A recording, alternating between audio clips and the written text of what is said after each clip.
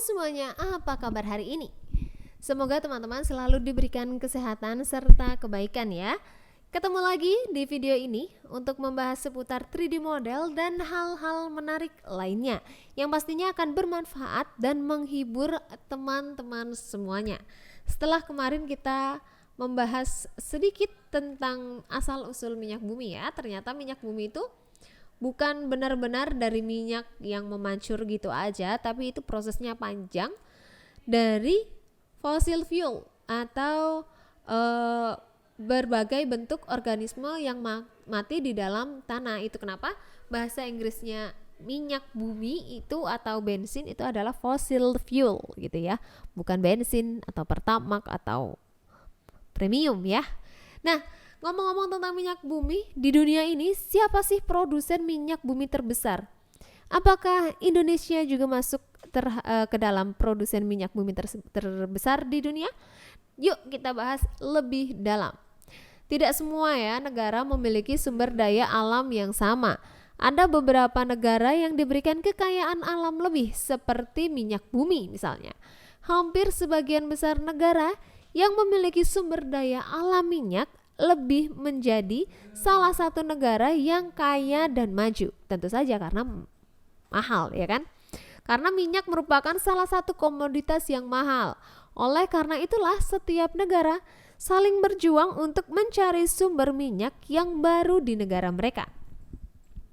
Dan ternyata Amerika Serikat merupakan salah satu negara penghasil minyak mentah terbesar di dunia. Hingga saat ini, Amerika berhasil menghasilkan 19 juta barel minyak per harinya.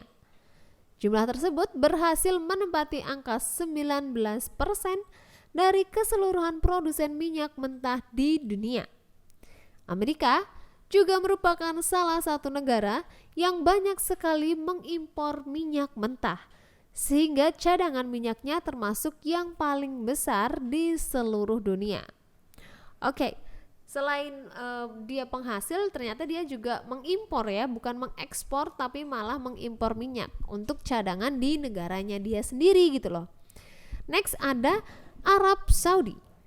Gak asing lagi ya, dan kita gak heran lagi karena Arab Saudi memang salah satu penghasil minyak ya gitu ya.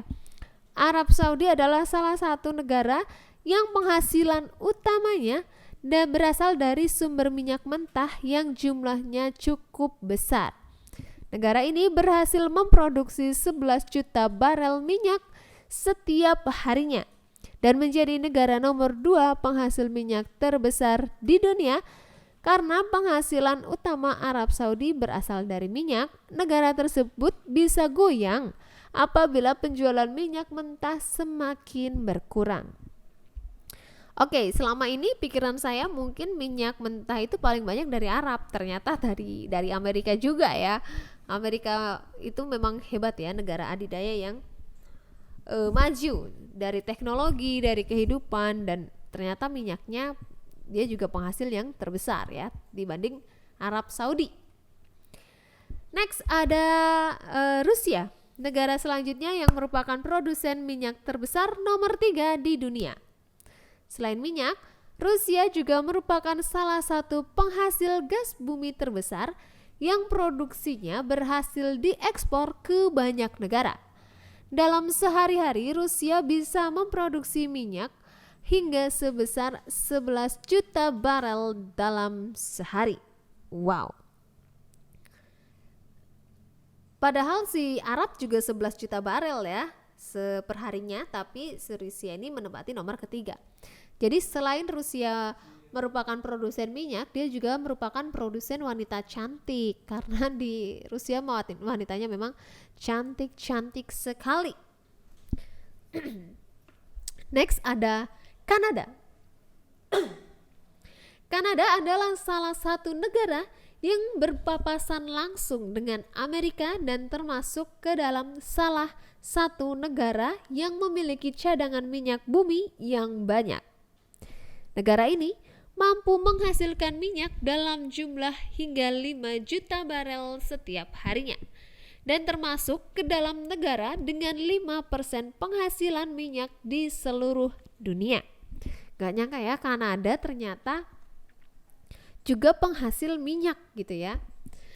Next ada China. Sebagai negara dengan jumlah penduduk terbesar di dunia, China juga ternyata memiliki sumber cadangan minyak bumi dalam jumlah yang banyak. Negara ini mampu menghasilkan minyak dengan kapasitas sebesar 4 juta barel per hari dan menyumbangkan sekitar 4% dari total penghasil minyak dunia.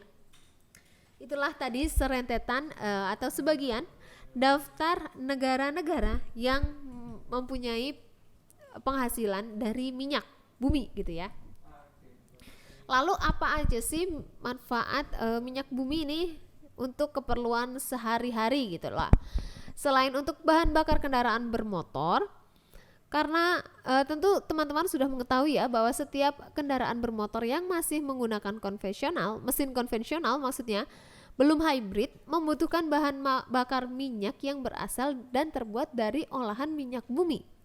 Meskipun secara perlahan kendaraan bermotor sudah beralih ke kendaraan listrik, tapi masih bisa dikatakan bahwa lebih dari 70% kendaraan yang ada saat ini masih membutuhkan minyak bumi sebagai sumber tenaga utamanya.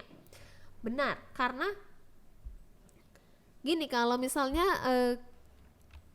untuk yang kendaraan listrik kan untuk tempat ngecharge-nya itu belum sebanyak pom bensin sekarang gitulah ya teman-teman ya.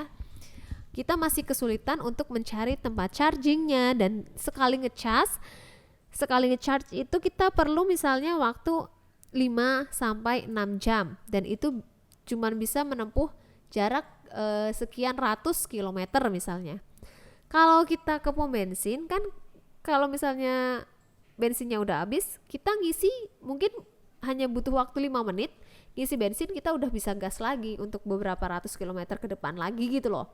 Itu kenapa kendaraan yang konvensional masih lebih digunakan dan belum kendaraan listrik, karena pikiran-pikiran seperti yang saya sebutkan tadi gitu loh teman-teman. Dari jarak dan jam atau waktu pengechargean kendaraan itu menyita waktu sekali ya, 5-6 jam. Sedangkan kita kalau ngisi bensin hanya 5 menit, gas lagi udah maju lagi gitu kan ya. Kita akan membahas lebih dalam lagi tentang minyak bumi dan manfaatnya untuk kita sehari-hari. Sampai ketemu lagi di video selanjutnya. Bye bye.